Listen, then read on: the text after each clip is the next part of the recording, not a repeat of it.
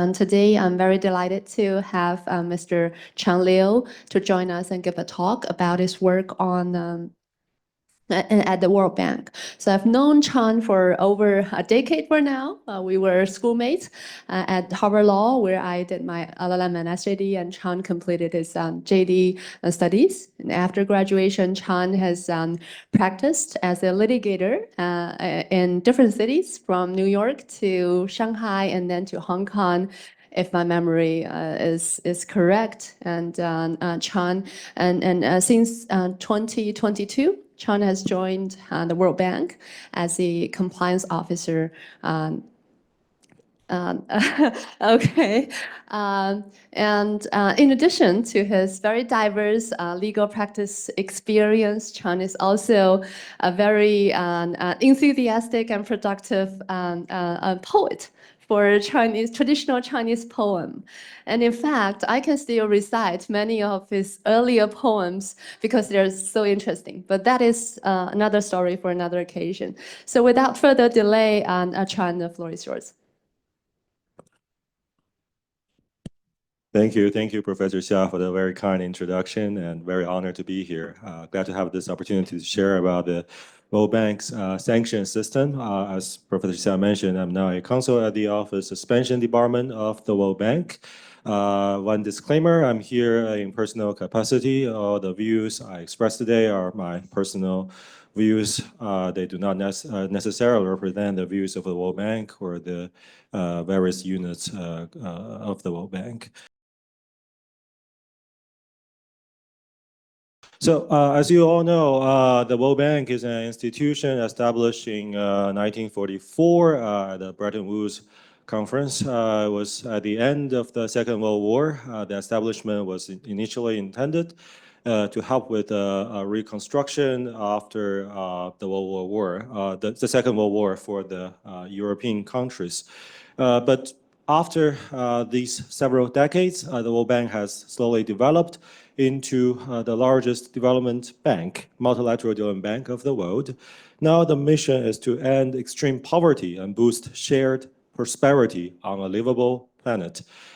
So the mission has become much larger. We are giving contributions to all the countries in the world that require such assistance, both in financial assistance and technical assistance. There are 189 member states, member countries constituting the World Bank, some more giving money, some more receiving money. But altogether, we work towards the same goal of ending extreme poverty and promote shared prosperity around the world. And the World Bank in the last year committed over 117 billion US dollar and actually dispersed over 89 billion US dollar to all the projects all over the world. The majority of the money is spent on procurement. Procurement is that after you give money to the countries, they have to build a project. If we give money to build a highway, a railroad, they have to find a contractor to actually build it. If we actually give money to the countries to build a hospital, a school, there must be equipment to be purchased. And all those are to be procured through public procurement. Usually the method is for a competitive bidding process. There are other procurement methods as well, but most of the money is spent on things, actual things to happen. And as you can imagine, many of the World Bank's projects are located in developing countries. And those countries sometimes have capacity issues in addressing fraud and corruption. And there have been cases where the money has been diverted from the intended uses. There are corruption that have made it possible for the less qualified companies to take up those contractor roles to supply goods. And altogether, this creates potential risks. One, risks to the financial resources the World Bank has that should be spent on the developmental goals. And two, creates reputational harm for the World Bank. As you probably have heard, in 1980s, 90s, there have been a lot of talk about the World Bank projects being very corrupt. And this is not only applicable to the World Bank, but also for other multilateral development banks. As you can see, a few examples. We had, this was one project to build a eco-tourism project, a hotel essentially. And there's supposed to be a very good pool to be built for people to go there to have fun. And after a while, became this. Why is this so? We were told that it's because the contractor actually had no experience of doing this kind of project. They don't know how to do it. And although they wanted to do it well, they couldn't. And how did the contractor actually got the contract? Through fraud and corruption.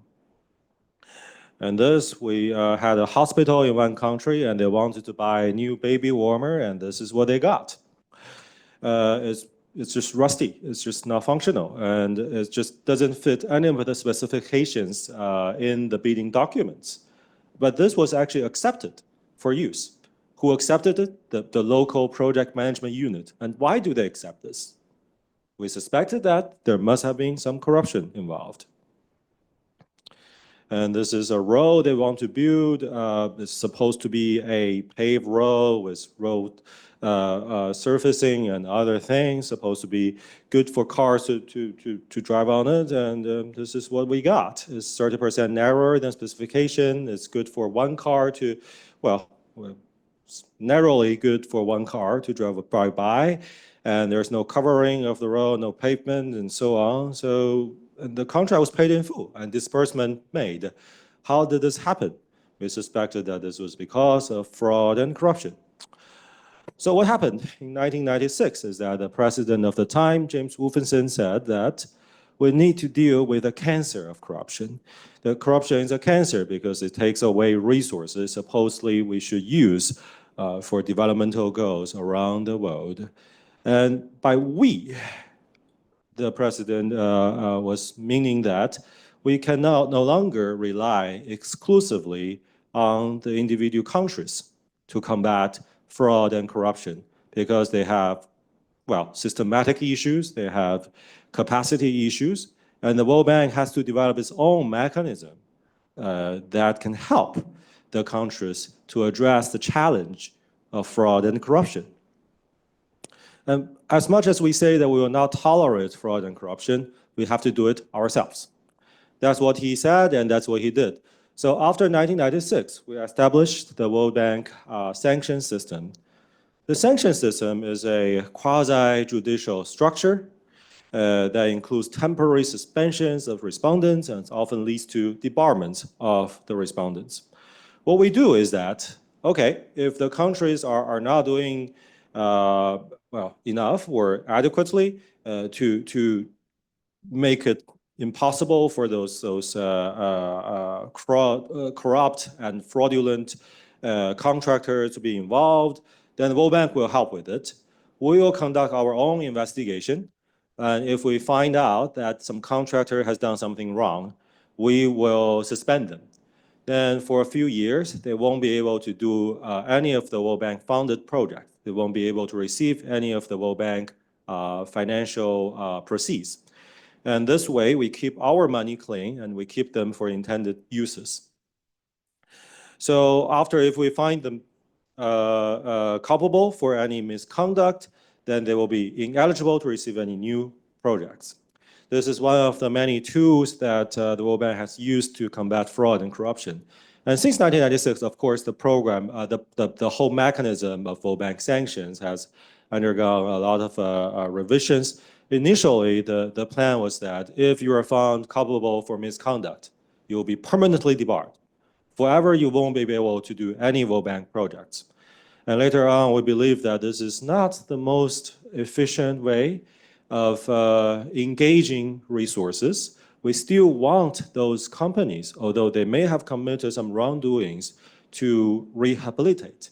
And after rehabilitation, we want to involve them in World Bank projects again. So I believe in 2000s, 20-something, there was some further changes to the project, to the mechanism, that now the baseline is a debarment of 3 years with conditional release. Now it's more often that the World Bank will impose conditions for release. That is, although we give you a minimum period debarment during which you cannot participate in World Bank projects, we also impose conditions. We say that you must establish a compliance system within your own company.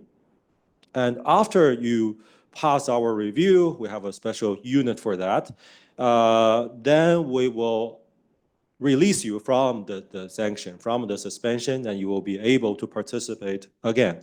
So we think this is the better way. This allows the company to do better, to become better companies, and we can still engage them for the developmental goals. Briefly, the World Bank Sanctions System consists of these several units. The investigator who investigates, the integrity vice presidency is the investigator. They are charged with the investigation. They have about 100 people, 150 people.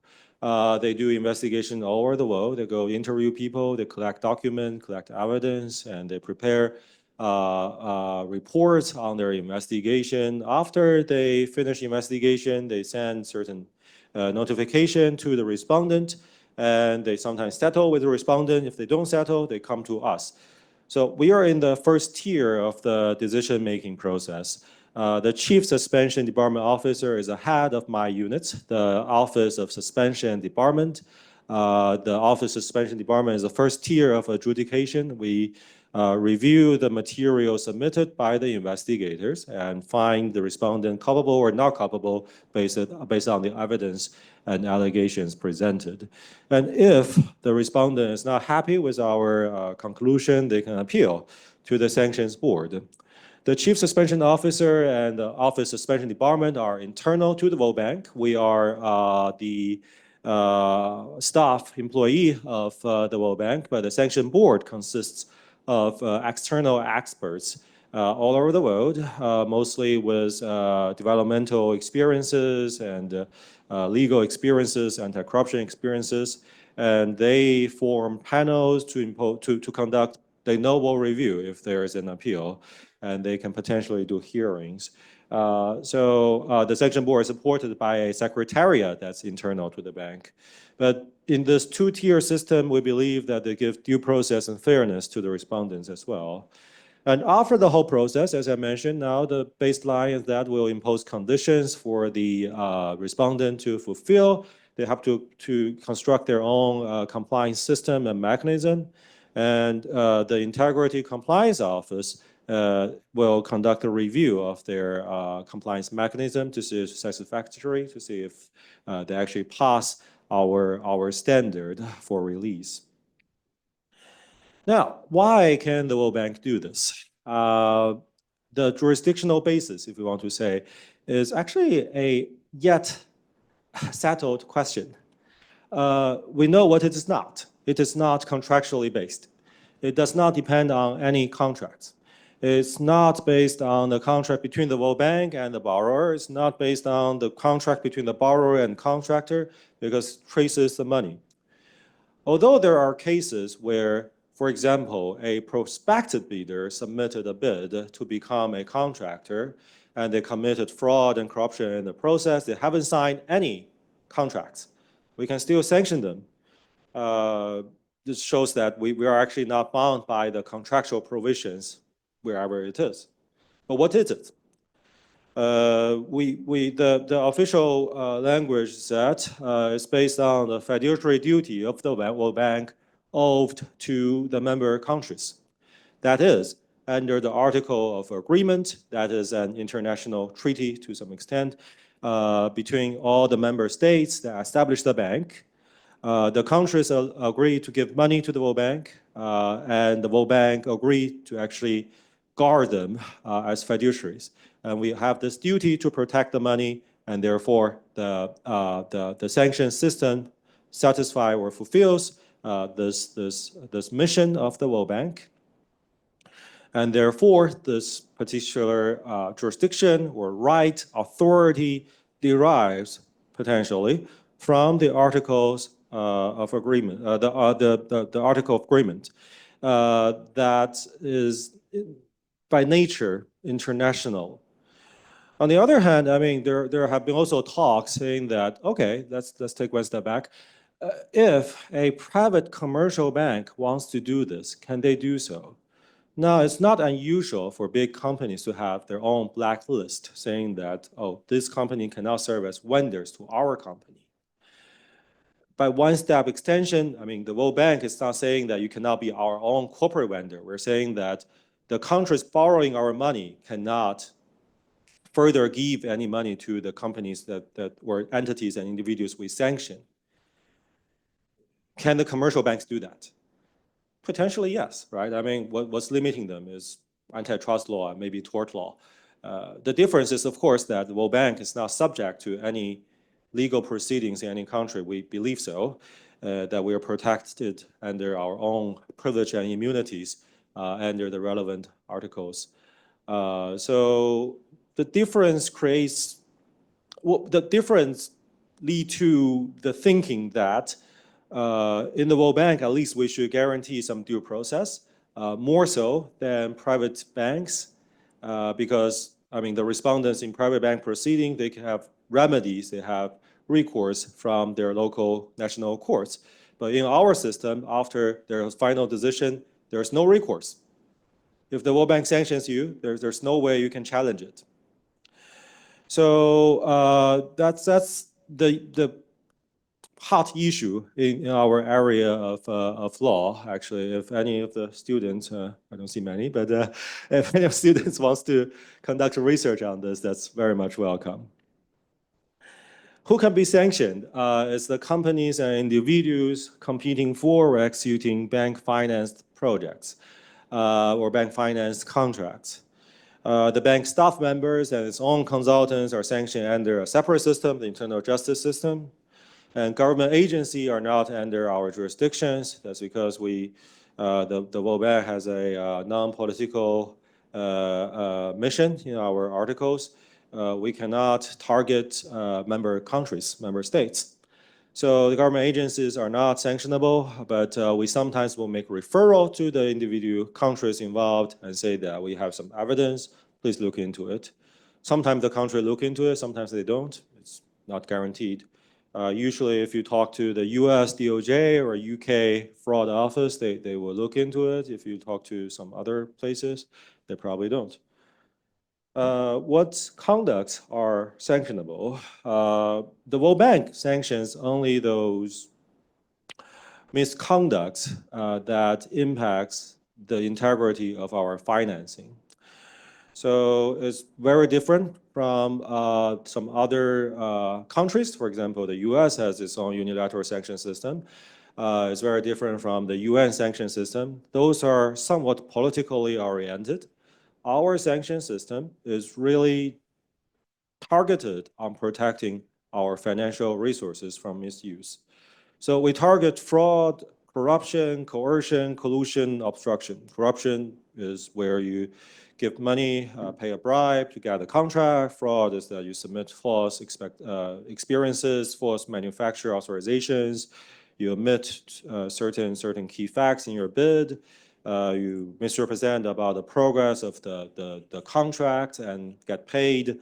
Coercion is where you actually force some other competitors to not bid for this project so you can win. This happened very rarely, but it did happen in some countries.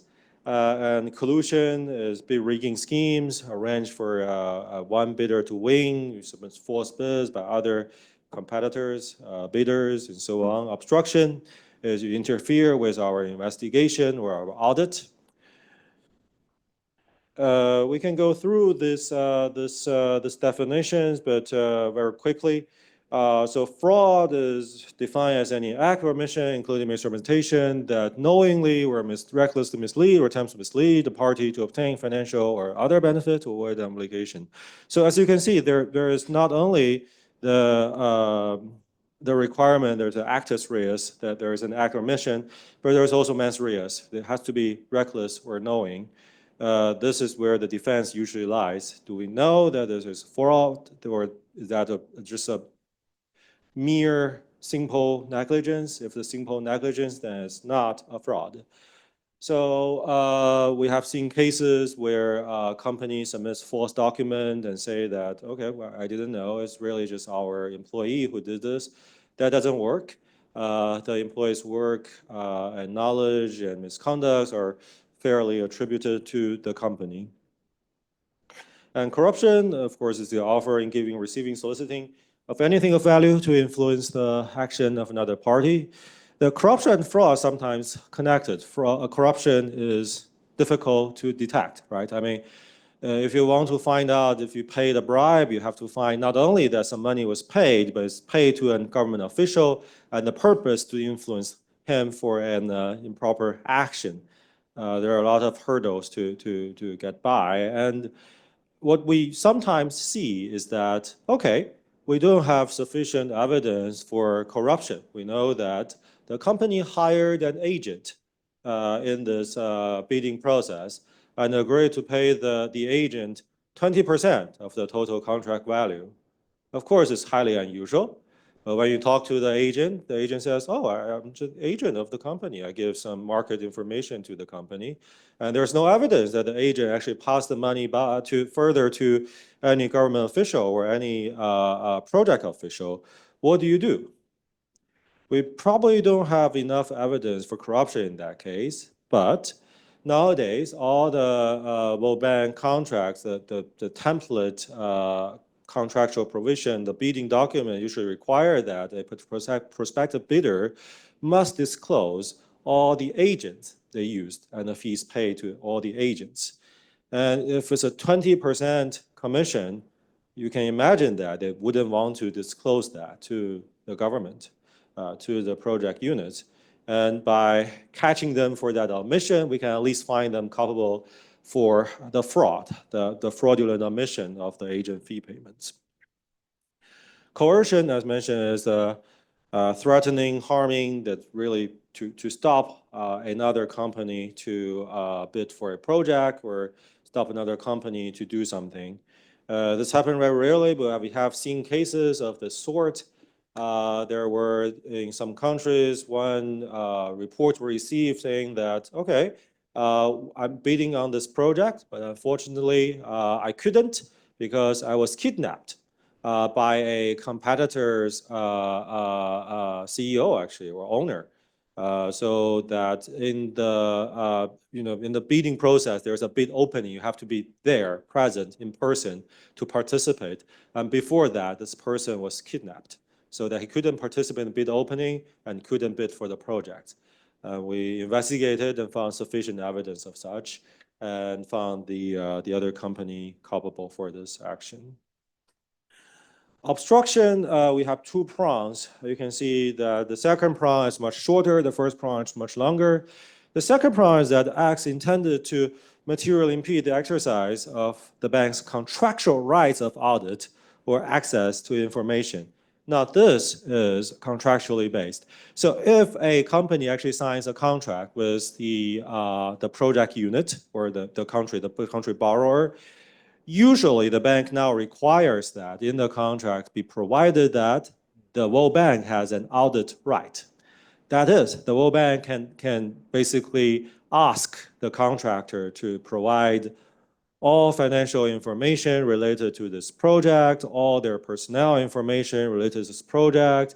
They have to submit to interviews. They have to give us all sorts of informations. So if they agree to that, and they refused our investigation, when our investigator goes there to actually exercise this other right, we think there's clear evidence of obstruction, and we can find them culpable of such. On the other hand, because our sanction system also reach those companies and individuals who do not necessarily have a contract with the borrower countries, or some borrower countries actually were not very careful and didn't actually put the contract rights of audit rights into the relevant contracts. We still can find a respondent culpable for obstruction if they impede with our investigation, but the standard is higher. It has to be those enumerated misconducts, falsifying evidence, destroying evidence, concealing evidence, and so on and so forth. Simple non-compliance with our document request when there's no contractual obligation to provide such is not necessarily an obstructive practice. But, well, I mean, the concealing part, does that apply to the simple refusal of providing is another question that we sometimes face. Collusion. Collusion is another misconduct that's more popular nowadays. So it's an arrangement between two or more parties designed to achieve an improper purpose, including to influence improperly the action of another party. We mentioned that this was initially intended to cover bid rigging mechanisms, that several companies arrange among themselves, saying that this time you win, next time I win. So we place bids together, but I will place bid just $1 lower than yours. Let's arrange all the things together so that we make sure that I will win this time and you will win the next time. That's a kind of collusion that initially was intended. Now the definition, as you can see, is much broader than that.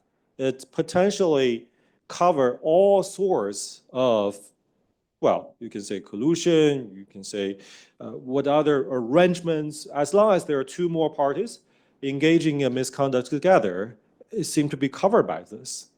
Is this intended? Is this by the original drafter of the first version of the sanctions guideline and sanction policies?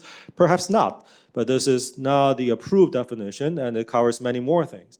For example, again, because corruption is very difficult to detect, there have been cases where the company will arrange with a government official in charge with the bidding process so that they can get an early copy of the bidding documents so that they can prepare their documents earlier, or they can give feedbacks to the government official and make it so that the technical specification unfairly favors this particular bidder. This kind of things, if not coupled with a money payment, is not sufficient for a corruption finding, right? I mean, corruption, you must have money paid or interest paid, value paid. There has to be some transaction between the bidder and the government official. But in this case, it's just the government official says, oh, this is the usual process. We do this to improve the efficiency. We don't know the market very well, so we have the potential bidders to come to us as our unpaid technical advisor. What do you say? You cannot find them culpable for corruption, but potentially for collusion. This is an arrangement between two parties to do something improper. Improper is that they share these bidding documents beforehand, before it's become public. This is a distribution of the different kinds of cases. You can see a clear trend is that there is a increase of obstruction cases in the last 4 or 5 years. It only was 4%, 6%, 8% from financial year 18 to 21, but became 22% in 24. This is because, well, our investigators have made a policy change in this regard, apparently. They before was saying that they would prefer to actually collect evidence and prove misconduct. Now they say that, okay, if we don't have evidence, we can still present the case as obstruction. We can still get the company off our supplier contractor list. We can blacklist them. That's still good to protect our money. So this is how it goes. And you will see that fraud is the majority, the clear majority of cases, because fraud is by far the easiest to prove. Right? I mean, some fraud are simple frauds. A company submits evidence of their past experience qualifications, but they were false. And how do you know that they were false? You can easily just go to the place that they supposedly did the prior project and ask the country, did they do it? If the country says no, then it's more likely than not fraud. Sometimes it's about potential people they want to use on this project. And how do you prove that's fraud? You talk to those people. Did the company actually tell you that they want to use you for this project? If not, then it's a fraud. Right? So these are the kind of thing that's easier to prove. And corruption, although has always been a priority of cases, is difficult to prove, but it still consists of 20% on average, or now in recent years even higher than that, of the cases. The type of sanctions. So after we find a company or individual culpable for a misconduct, what do we do? As mentioned, the baseline now is a 3-year debarment with conditional release. The period debarment can be higher or lower based on several factors we'll talk about. But there are types of sanctions that can also vary. We can also impose other types of sanctions based on the particular facts of the case or the culpability of the respondent. For example, we could have debarment for a fixed period. So the conditional release is that you have to satisfy certain conditions for you to be released. Otherwise, you will remain sanctioned. You will remain debarred. And this potentially could be forever. Right? If you never actually satisfy the conditions, you'll be permanently debarred, or well, debarred indefinitely. Debarment for a fixed period is that we think that the company actually has a good compliance system. It doesn't have to do much. So, but there's something wrong. So just 1.5 year, 2 years for those periods, don't do it. It's just a punishment for you. But after that, you are automatically released. Conditional non-debarment is the flip side of that. We think the company still can do better in their compliance system, but their misconduct is not so serious, so not so harmful. So we think that, okay, fine, just do better during these 2 years, construct or improve your compliance program. And after that, if you do so, you will be released. If you actually don't do it, you will be debarred until you actually satisfies our conditions. But during the period of those 2 years, you can still receive bank projects. What kind of cases do we have that? Maybe, let's say, fraudulent manufacturer authorization form. Usually when you submit a bid to supply certain goods, you have to submit a authorization form from the manufacturer saying that you are a qualified distributor. And sometimes the company says that, if the company actually make a false document when they didn't have it, then it's a clear fraud. It doesn't give any mitigation. It should be debarment conditional release, perhaps. But sometimes the company says that, okay, I actually received this manufacturer authorization form, but unfortunately, it was lost in transportation.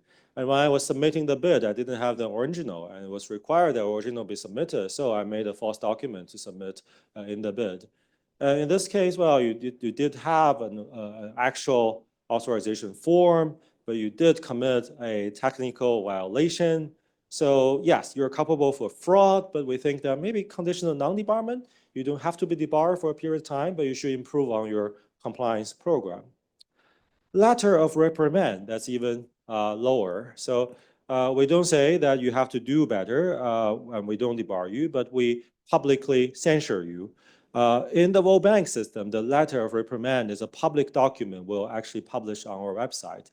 And on the letter of reprimand, we'll say that for a period of certain time, that this letter of reprimand will remain on our website for the world to see. And unfortunately nowadays, if something is online, although we take it down later on, it remains in people's memory and in the internet's memory.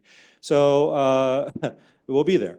This is for those cases that we think that, well, the misconduct is not so serious and, well, but still you deserve some punishment, then letter of reprimand. Restitution. Restitution, you can see, is the smallest bar on this chart. The reason is not that it's least important, it's just that it's least used. Restitution is saying that when the monetary damage is quantifiable, we ask the company to actually pay us back, to pay the bank back or pay the project back certain amounts. Usually, so far, we have seen this in settlements, that after a settlement negotiation, the company agreed to pay certain money back. there are practical difficulties with restitution. The first restitution we have heard from the World Bank's Treasury Department is that we don't know where the money should go. I mean, the money that should be restituted supposedly is the money that the World Bank has given out as a loan to the individual countries. Then the World Bank sanctions and says that the money should be restituted. Should the money go back directly to the World Bank? And should the money go first to the country and then repay to the World Bank? And if the project has already closed, this creates more problem, right? I mean, the money is repaid already. The loans are sometimes paid full with interest. And if the money goes back to the country, does it go back further to the World Bank? Or if the money goes to the bank, does the country get a credit? They should just get this money back to their own because, I mean, all the fraud and corruption, the victim is actually the local country and local people, right? So there are some practical difficulties. In any event, I think before we have had those arrangements that sometimes we say the company must pay the restitution to an NGO of mutual selection, mutual satisfaction. Sometimes it's paid when the project's still ongoing to the country, so the country will use the amount to reduce the balance of the loan owed to the World Bank. But again, this is a complicated issue and still under further discussion. Sanctioning factors, how do we decide how many years debarment or what kind of sanction to give? There are mitigating factors if the person or company played a minor role, if it has voluntary corrective action, such as during the investigation, they have terminated all the personnel committing the wrongdoing, particularly. They have imposed, they have self-started their own compliance program improvement. Further, they may have cooperated. The cooperation is another factor. They have cooperated with the World Bank's investigation. They provided all the documents requested. They submitted to all the interviews were requested, so on and so forth. There are also aggravating factors, the severity of the misconduct, the harm to the project. If the particular misconduct, as the few pictures we showed in the beginning, actually caused the process to be delayed or failed, then we say that this is an aggravating factor, should deserve higher punishment. Interference with our investigation, that's the opposite side of cooperation. Sometimes, although the interference is not so serious to warrant a separate finding of obstructive misconduct, but it's nevertheless warrants some aggravating consideration about the past history of misconduct that has been sanctioned before by us. We can now go through the various units and their functions. We can start with the investigators. The investigators' work, most of the World Bank investigations are initiated by complaints. The World Bank has hotlines that's published on our website, and we also require that the contractors publish on their work site, the borrowers publish them on their places. So there are complaints we receive. I have heard that in financial year 23, we received some 4,600 complaints in the integrity vice presidency. And among them, some are through initial screening found now not actionable because it's not something we cover in our system and or for some other reasons.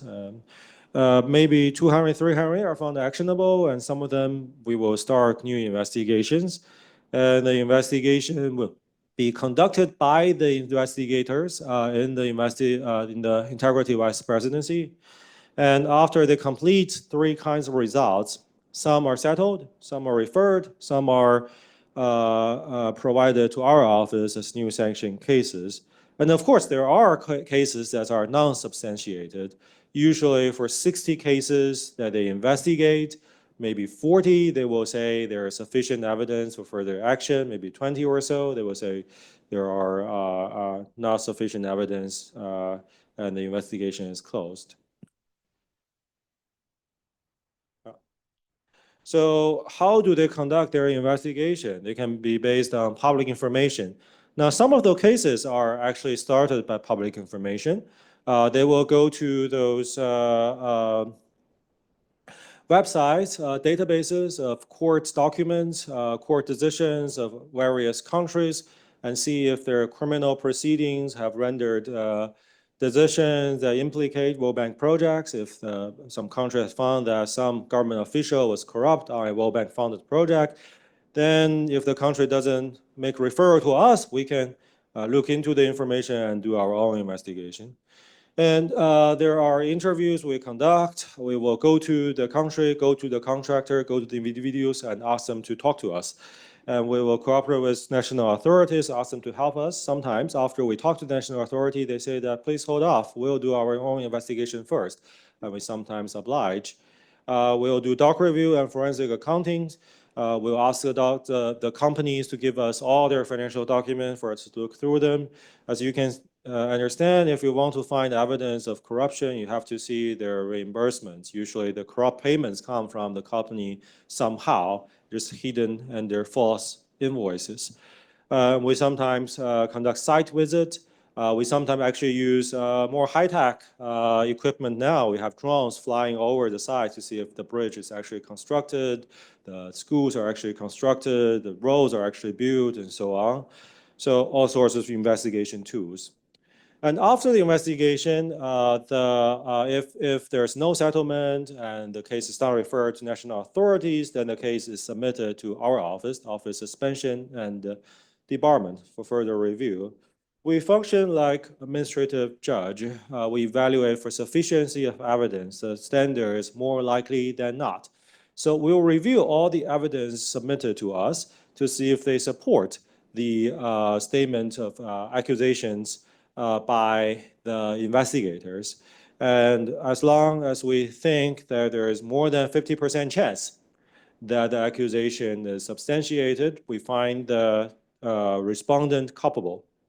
And we will temporarily suspend respondents from that point on after we issue our notice of sanctions proceedings when we have found that there is sufficient evidence for the misconduct. The respondent will be temporarily suspended during the pendency of the sanctions proceeding. So during our process, and also if there is a further appeal during the sanction board process, and we'll recommend an appropriate sanction in our notice of sanctions proceeding in the cases where we find sufficient evidence. And our recommended sanction will become final if there is no contestation. And of course, by the way, there's a footnote here that the World Bank consists of 5 organizations. The IBRD, IDA are the traditional bank units. Our office, OSD, works within the bank system. Our private sector branch, IFC, International Financial Corporation, has its own first-tier sanction system. And our multilateral, insurance and guarantee agency, they have their own first-tier system. But they don't have many cases. They have maybe 5 cases altogether in the past 20 years. We had some 600 cases. So it's they don't have too much role in this process as of now, but maybe the role will be expanded. And we will also review written explanations. So after we issue the notice of sanction proceedings, within certain days, the respondent can submit a written explanation to us. We will review. And if we agree with the respondent, we may reduce our recommended sanction or actually dismiss the proceedings altogether. If our office dismisses the proceedings, there's no appeal. The INT cannot actually appeal to the sanction board for that. And we will actually impose sanction if there's no appeal. 69% of the cases are not appealed. And we will also review settlements for voluntariness and compliance with the relevant guidelines. This is the standard proof. As I mentioned, it's more likely than not. The burden of proof is initially with INT and later on shifted to the respondents. So some statistics is that, as you can see, we, in many cases, will say that at least some of the allegations were not substantiated, although we do not usually find that the whole case should be dismissed. We do sometimes do that. Last year, we actually had one such case. But all our decisions are actually not public, especially our dismissal decisions are not public. So the public wouldn't know how many cases, they would know how many, but they don't know what exactly cases that we actually dismiss or on what grounds. We only publish our notice of uncontested decisions. That's very short summary of the case. And if there's an appeal, it goes to the sanctions board. The sanctions board consists of 7 external members. All members serve 6-year terms. They're supported by a secretariat. They conduct hearings. So in our office, in our unit, the first tier, all our review is written based.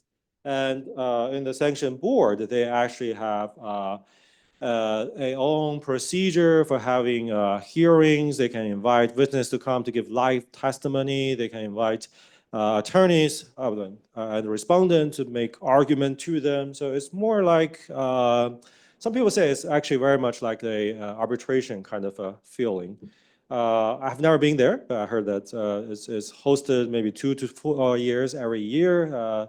Yeah, it's actually, it could be open to the public if the parties agree. And the review is de novo. They don't give any deference to our first tier decision. They do their own review. If there is sufficient evidence, they will impose appropriate sanctions. There is no provision saying that if you appeal, there is no increase in the punishment because the whole review is de novo. It's very possible that the sanction board can impose a much higher sanction than our office. And the sanction board also publishes its full text of decisions available online. Anyone interested can go see it. There are some 100 decisions now on our website. They will also issue their sanction board law digest. It's a book that published periodically, summarizing the jurisprudence. The sanction board decision is final and non-appealable. And all the final decisions of the World Bank Sanctions System, so far at least, are not subject to national court review or any review of other authorities. And finally, if there is a finding of misconduct and the company is sanctioned to be subject to conditional debarment or conditional non-debarment, our integrity compliance officer will review the compliance with our conditions. The Integrity Compliance Office actually is housed under the Integrity Vice Presidency. They are internal bank staff, but they have functional separation from the investigators or the investigative functions. They are somewhat independent within the Integrity Vice Presidency, but they are not considered an independent unit within the bank. Our office and the Sanction Board Secretariat are considered independent units. We report directly to the president, at least in dotted line. We are administratively housed under the MDCAO, Managing Director for Chief Administrative Officer. But our function is independent from all other bank offices. That's the bank designed to ensure fairness in the quasi-adjudicatory process. And for compliance, World Bank has a list of principles that the company must adhere to in establishing their own compliance programs. Usually saying that you have to have whistleblower protection, tone from the top, you have to prohibit misconduct, you have to have sufficient internal control, sufficient training, so on and so forth. And the impact of the World Bank sanction program is expanded by a cross-department agreement among the 5 major MDBs. So the World Bank, along with Asian Development Bank, African Development Bank, Inter-American Development Bank, and the European Bank for Reconstruction and Development, have entered into this cross-department agreement. If you are debarred by one, you are debarred by all. All the 5 units agree that we will also enforce the debarment of other MDBs, these other MDBs, if it fulfills certain conditions. What conditions? The debarment must be based on the 4 agreed grounds: corruption, fraud, collusion, and coercion. From the World Bank perspective, it doesn't include obstruction. From some other banks' perspective, they have other definitions of misconduct, waste, embezzlement, and so on. We do not agree that those should be under cross-debarment. It has to be a public sanction, so the sanction must be published. This doesn't affect us because all our decisions are public. It affects the Asian Development Bank because their default rule is that in most cases, usual cases, their debarment or sanction decisions are not public unless there are severe situations, particular serious misconducts, or that this is a repeat offense. So there are many other grounds for making their sanction public. So their decisions are not usually or not always subject to our cross-debarment. And there has to be a minimum period of 1 year debarment. Has to be 1 year or more. So this is a highly contested issue in settlement negotiations. If you get 11 months, you get only debarred by one bank. If it's 12 months, you get debarred by 5 banks. Of course, this is very important for all the respondents. And it cannot be based on the decision of a national or other international authority. It cannot be cross-debarment on cross-debarment. Some banks actually have that if a national authority sanctions a company, they cross-debar. We do not further take it to our cross-debarment agreement. Now, since this is hosted by the China Law Center, I think it's appropriate to talk a little bit about China and World Bank Group sanctions. So China now has become an important partner of the World Bank. It has the third place in the voting power at International Bank of Reconstruction and Development. So in the bank, IBRD is the one giving loans to developing countries or mid-level income countries. The loans usually should be repaid. And there is also the IDA, International Development Association. The loan from there is usually subsidized or further forgiven, so on. So China has a lower voting power in there. But this is actually a great achievement because China in 1970s, 80s, during the beginning of the reform and opening up, it was one of the major fund recipients. Now it's major fund contributor, at least to the IBRD. Further, in response to the Belt and Road Initiative, Chinese constructors are becoming very active in their participation in World Bank and other MDB projects all over the world. We have seen especially major Chinese state-owned enterprises undertaking railway construction, airport construction, hospital construction, all sorts of construction projects all over the world. And now it's not limited to construction. We have also seen Chinese suppliers giving goods to all different countries. For example, during COVID, the China manufactured face masks was one of the major source of those kind of goods that's supplied in the procurement of World Bank projects all over the world. And of course, China has also other goods that's to be supplied all over the world. With these active participation, we have also seen that many Chinese companies were sanctioned by the World Bank for compliance issues, especially in the 2010s or so, in the early years. Chinese companies, they do not understand or they didn't know there was so much compliance requirements, sanction requirements in the MDB system. And they were found culpable for various things. And since 2007, more than 80 cases were decided against Chinese companies and individuals. And currently more than 40 entities are still remaining on the sanction list because there's a conditional debarment and some of the companies actually refuse to engage with us to build their own compliance program. They will remain there. So there are 40 or so that are still listed. Some of them are new, some of them are old. And this number do not include affiliates. Our sanction actually extends automatically to all controlled affiliates, all the subsidiaries of a company. So some of the Chinese companies actually have many affiliates that were at one time sanctioned.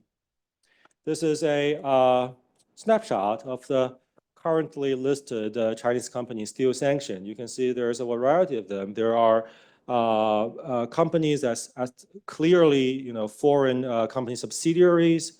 There are companies that appears to be state-owned enterprises. There are companies that appear to be privately owned. There are companies in different parts of China, right? So it's a variety, and they are being sanctioned for all sorts of reasons. And after the Chinese companies were sanctioned in especially 2017, 18 or so, the World Bank has engaged with Chinese authorities repeatedly and actively to talk to the relevant authorities and say that please do better. If you can help to improve your own, especially state-owned enterprises compliance, that will be much helpful.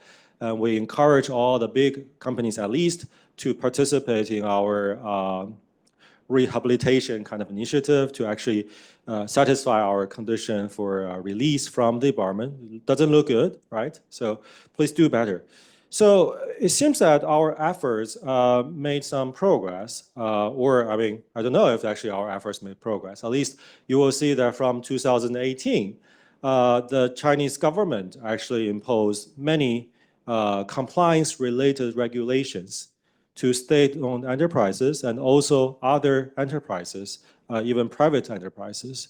For the SOE part, the State Asset Supervision and Management Committee, SAMR, they, as early as in 2018, issued a guideline for their SOEs that's owned by the central government to establish compliance programs. And this was further revised in 2022. That's really very polished now. And for private companies, there is central government initiative or guideline issued to all the companies doing overseas projects, saying that if you are operating in other countries, please be compliant. And some examples actually aligns with this progress. In 2018, Sinoconst, this is a company subsidiary of Sinomac, Zhongji, is one of the major Chinese SOEs. They were sanctioned because it submitted false documents misrepresenting about progress of certain projects and received money for that. And after it was sanctioned, it actually engaged a foreign law firms to be their monitor and to conduct reviews and internal processes to do better in their integrity compliance program.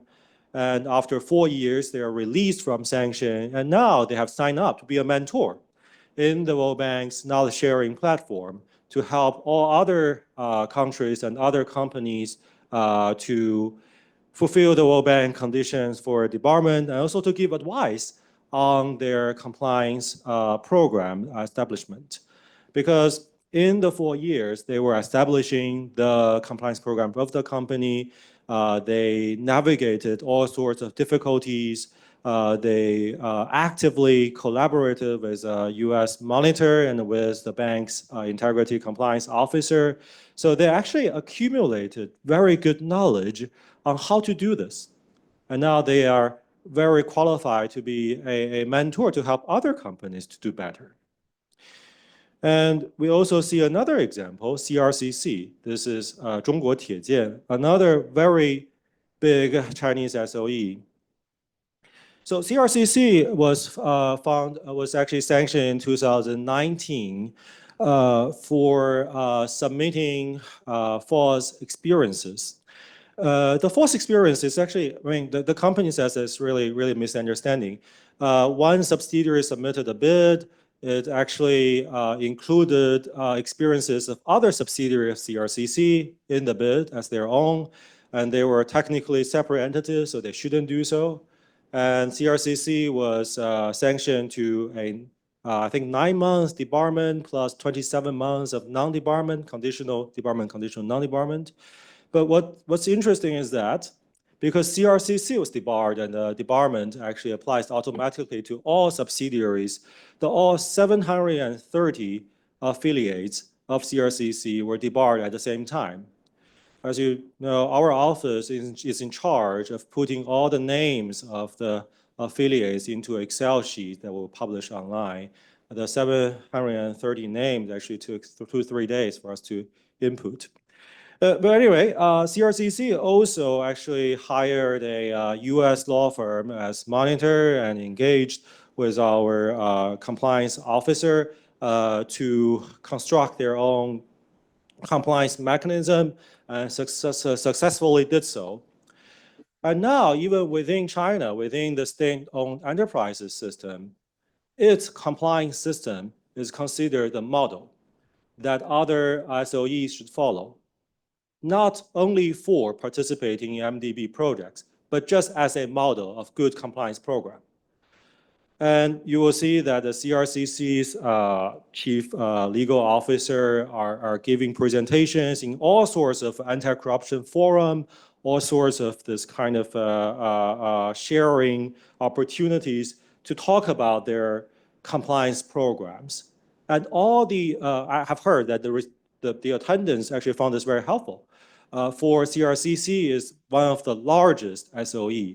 Its establishment of their own compliance program actually is very challenging. Has to navigate all sorts of coordination problem within the big corporate structure, has to organize their own coordination with other integrity-related functions that's in big SOEs. So their experience are also very helpful.